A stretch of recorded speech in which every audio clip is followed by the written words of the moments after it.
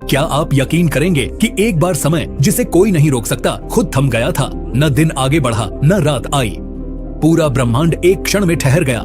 और यह सब हुआ भगवान विष्णु के कहने पर, जब शिव ने खुद समय को विराम दे दिया। ये कोई कल्पना नहीं, ये है काल विराम की कथा, वो रहस्य जिससे जुड़ी है सृष्टि की गति, देवताओं का भय और त्रिलोक की सबसे अद्भुत घटना। तो आइए जानते हैं वो चमत्कारी कहानी जब शिव ने एक इशारे पर समय को ही रोक दिया। समय सृष्टि का सबसे बड़ा नियम। हिंदू दर्शन में काल को अनंत माना गया है। यह न तो जन्म लेता है, न मरता है और न ही किसी पर दया करता है। काल ही है जो 4 युगों सत्य, त्रेता, द्वापर और कलयुग का संचालन करता है। ब्रह्मा, विष्णु और शिव भी इस समय चक्र में अपने अपने कार्यों से सृष्टि का संचालन करते हैं। लेकिन यदि यह काल थम जाए तो क्या होगा? सृष्टि की गति रुक जाएगी, कर्मों का फल मिलना बंद हो जाएगा, मृत्यु और जन्म का क्रम टूट जाएगा और जीवन का अर्थ ही समाप्त हो जाएगा। इसलिए काल का रुकना असंभव माना गया है। परंतु सनातन धर्म में असंभव शब्द भी तब तक टिकता है जब तक शिव इच्छा न हो। कथा का प्रारंभ एक असुर की तपस्या। यह कथा अत्यंत प्राचीन है, सत्य युग की, जब धरती पर धर्म की प्रतिष्ठा उच्चतम स्तर पर थी और सभी देवता अपने अपने कर्तव्यों में लीन थे। एक दिन कालनाग नामक एक असुर ने यह प्रतिज्ञा ली कि वह काल को जीतकर अमरता प्राप्त करेगा।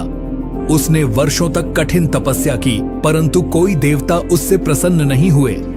अंततः वह भगवान विष्णु की शरण में गया और अत्यंत श्रद्धा से प्रार्थना करने लगा। विष्णु जी ने उससे पूछा, हे कालनाग, तुम क्या वर चाहते हो? कालनाग बोला, प्रभु, मैं काल को रोकना चाहता हूँ। मैं नहीं चाहता कि मेरे पास से समय फिसल जाए। मुझे अमृतत्व चाहिए, परंतु बिना काल के प्रवाह के। यह सुनकर विष्णु जी चिंतित हो गए। वे जानते थे कि यदि किसी को काल से परे कर दिया जाए तो ब्रह्मांड में असंतुलन पैदा हो जाएगा। लेकिन कालनाग के मन में भक्ति और उद्देश्य दोनों थे। विष्णु जी ने उत्तर दिया, हे कालनाग, तुम्हारी इच्छा सरल नहीं है। केवल शिव ही ऐसे हैं जो काल को रोक सकते हैं, क्योंकि वे स्वयं कालों के भी काल हैं, महाकाल। चलो हम साथ मिलकर उनकी शरण में चलते हैं। कैलाश पर शिव से अनुरोध, विष्णु जी और कालनाग दोनों कैलाश पर्वत पर पहुंचे। शिव जी ध्यानस्थ अवस्था में तांडव कर रहे थे। उनके शरीर पर भस्म लगी हुई थी, तीसरी आंख से अग्नि झलक रही थी और समय जैसे उनके चरणों में नाच रहा था। विष्णु जी ने शिव को प्रणाम किया और निवेदन किया, हे महादेव, यह कालनाग आपकी कृपा चाहता है। यह काल को रोकना चाहता है, परंतु इसका उद्देश्य अधर्म नहीं, बल्कि अपने आत्मज्ञान की यात्रा को समय के बंधन से मुक्त करना है।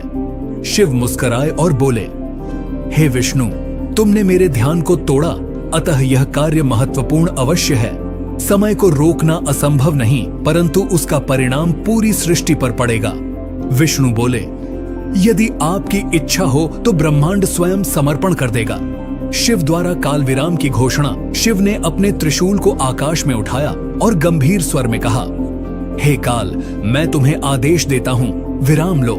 समय, गति, परिवर्तन सब थम जाए। जन्म और मृत्यु का चक्र रुके। आज से यह क्षण कालातीत होगा। जैसे ही यह वाणी प्रकट हुई, ब्रह्मांड की धड़कन रुक गई, सूर्य थम गया, चंद्रमा अचल हो गया, नदियां जम गईं, अग्नि शांत हो गई और वायु रुक गई। मनुष्यों की श्वास बंद नहीं हुई, लेकिन उन्हें पता ही नहीं चला कि समय रुक गया है। देवता घबरा उठे। ब्रह्मा जी ने विष्णु को बुलाया। क्या यह उचित था? सृष्टि की गति ही तो धर्म का मूल है। विष्णु ने उत्तर दिया, यह केवल एक क्षण के लिए है, परंतु यह क्षण अनंत फल देगा। काल का विलय, असुर की परीक्षा काल, जो अब तक कभी किसी के वश में नहीं आया था, स्वयं शिव के आदेश से थम गया था। वह शिव के चरणों में उपस्थित होकर बोला, हे महाकाल, आपने मुझे रोका है, परंतु इससे क्या सृष्टि को हानि नहीं होगी? शिव बोले, हर गति में एक विराम आवश्यक है, जैसे हर श्वास के बाद एक क्षण का ठहराव। आज का यह ठहराव एक असुर की आत्मा को शुद्ध करने के लिए है। अब कालनाग शिव के समक्ष खड़ा था। शिव बोले, अब तुम काल से परे हो, क्या तुम अब भी अमृतत्व चाहते हो या आत्म मुक्ति? कालनाग बोला, अब जब समय ही नहीं है, तब न कोई जन्म है न मृत्यु। मैं केवल आपका अंश बनना चाहता हूं। शिव ने उसे वरदान दिया, तुम अब कालातीत होकर मेरी चेतना में विलीन रहोगे। न जन्म लोगे न मृत्यु, तुम न देव बनोगे न असुर, तुम बनोगे काल विराम का प्रतीक।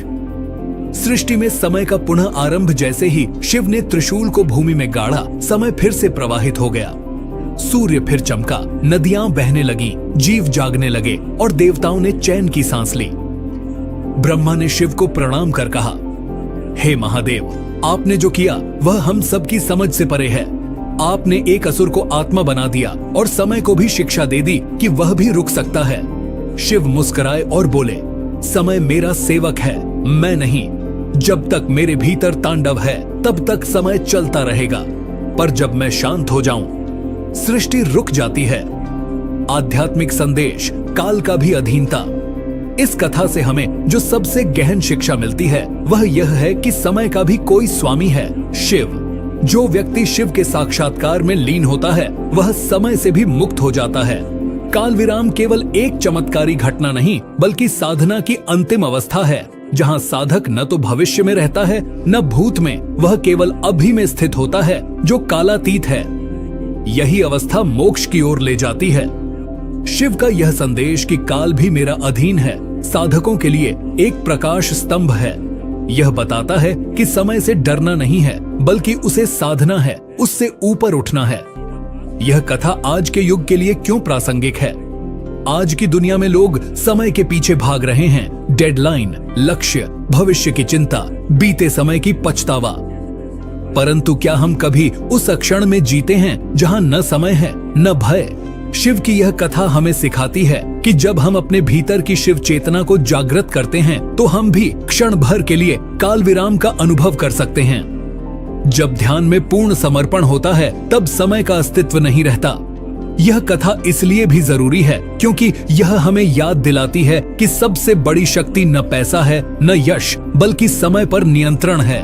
और जो शिव में लीन हो जाता है वह समय को नियंत्रित नहीं बल्कि पार कर जाता है। समय जो सबका स्वामी है एक क्षण के लिए स्वयं रुक गया था, क्योंकि जब शिव और विष्णु एक साथ कोई निर्णय लेते हैं तो ब्रह्मांड की सारी शक्तियां भी उनके आगे नतमस्तक हो जाती हैं। काल विराम सिर्फ एक घटना नहीं, यह दर्शाता है कि भक्ति, विश्वास और ब्रह्मांडीय संतुलन कितना गहरा है। अगर आपको ये कथा ज्ञानवर्धक और रोमांचक लगी तो चैनल को सब्सक्राइब जरूर करें, वीडियो को लाइक करें और कमेंट में लिखें क्या आप ऐसी और रहस्यमयी कथाएं जानना चाहते हैं। मिलते हैं अगली दिव्य कथा में जहां हर शब्द में छुपा है सनातन का अद्भुत सत्य।